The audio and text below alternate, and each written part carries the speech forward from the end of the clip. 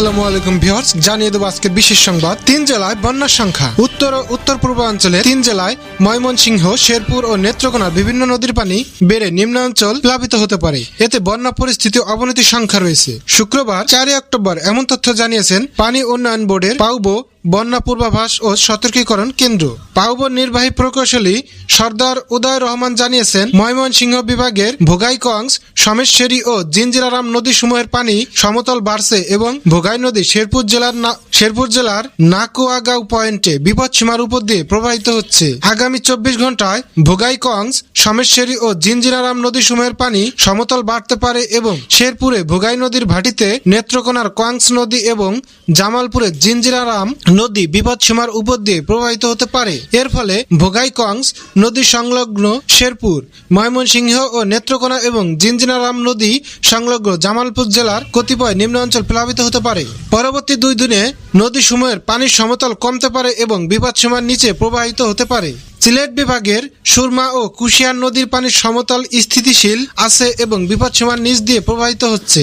আবহাওয়া সংস্থাসমূহের তথ্য অনুযায়ী আগামী 24 ঘন্টা পর্যন্ত সিলেট বিভাগ ও তৎসংলগ্ন উজানের ভারী বৃষ্টিপাতের 44 থেকে 88 মিলিমিটার 24 ঘন্টায় প্রবণতা রয়েছে, যার প্রেক্ষিতে সুরমা ও কুশিয়ারা নদীসমূহের পানি সমতল বাড়তে পারে, তবে বিপদসীমার নিচ দিয়ে প্রবাহিত হতে পারে। পরবর্তী 2 দিনে সুরমা ও কুশিয়ার নদীসমূহের পানি সমতল কমতে পারে। সিলেট বিভাগের অন্যান্য প্রধান নদীসমূহ সারিগোয়াইন, জাদুকাটা ও মনু নদীসমূহের পানি সমতল বাড়ছে।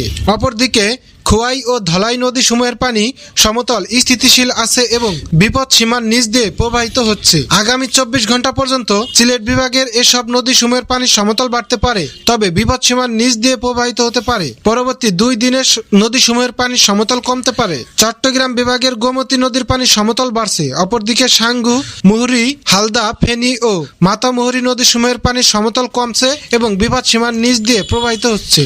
আবহাওয়া সংস্থাসমূহের তথ্য অনুযায়ী আগামী 24 ঘন্টা পর্যন্ত চট্টগ্রাম বিভাগ ও তৎসংলগ্ন উজানের ভারী বৃষ্টিপাতে 44 থেকে 88 মিলিমিটার 24 ঘন্টা প্রবণতা রয়েছে, যার প্রেক্ষিতে চট্টগ্রাম বিভাগের এই সকল নদীসমূহের পানি সমতল বাড়তে পারে, তবে বিপদ সীমার নিচ দিয়ে প্রবাহিত হতে পারে। পরবর্তী 2 দিনে নদীসমূহের পানি সমতল কমতে পারে।